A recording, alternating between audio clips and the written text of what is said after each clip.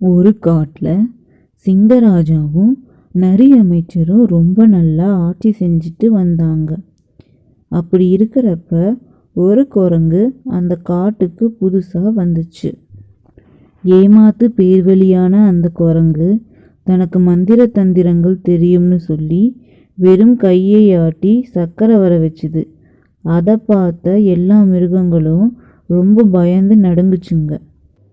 அது மட்டும் இல்லாமல் இனிமே நான் தான் உங்களுக்கு ராஜா அப்படின்னு சொல்லுச்சு. இதை கேட்ட மான் சொல்லுச்சு, எங்களுக்கு ராஜாவா சிங்கராஜா இருக்காரு, நீ எங்களுக்கு தேவையில்லை அப்படின்னு சொல்லுச்சு. உடனே அந்த குரங்கு, நான் இப்போவே போய் அந்த சிங்கராஜாவை தோக்கடிச்சு உங்களுக்கு ராஜாவாக மாற போகிறேன் அப்படின்னு சொல்லிட்டு எல்லா மிருகங்களையும் கூப்பிட்டு சிங்கராஜாவை பார்க்க போச்சு.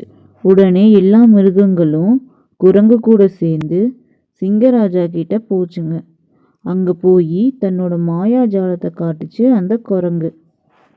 குரங்கோட வித்தைய நல்லா உன்னிப்பாக பார்த்த மந்திரியான நரி, குரங்காரே, உங்கள் கூட போட்டி போட எங்கள் அரசர் தேவையில்லை, நானே போதும், நாளைக்கு காலையில் குளத்துக்கரைக்கு வாங்க அப்படின்னு சொல்லுச்சு.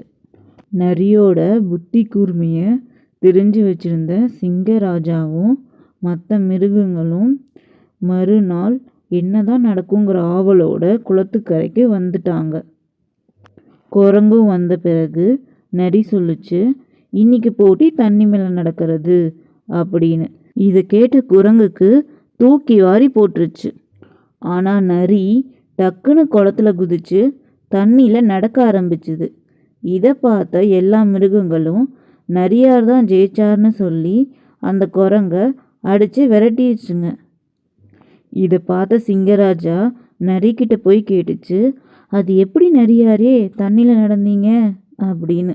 அதுக்கு நரி சொல்லுச்சு, அந்த குரங்கு தன்னோட கை இடுக்கில் சக்கரை கட்டியை வச்சுக்கிட்டு மேலேயும் கீழேயும் ஆட்டும்போது அதை நசுக்கி சர்க்கரையாக வர வச்சுது. இதை பார்த்து அந்த குரங்குக்கு எந்த சக்தியும் இல்லை அப்படின்னு நான் முதல்ல தெரிஞ்சுக்கிட்டேன்.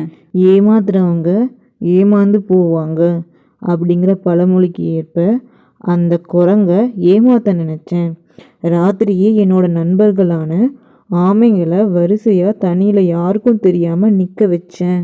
அவங்க நிற்கிறது எனக்கு மட்டும் தெரிஞ்சதால் அவங்க மேலே நடந்து அந்த குரங்கை ஏமாற்றி துரத்தி விட்டுட்டேன்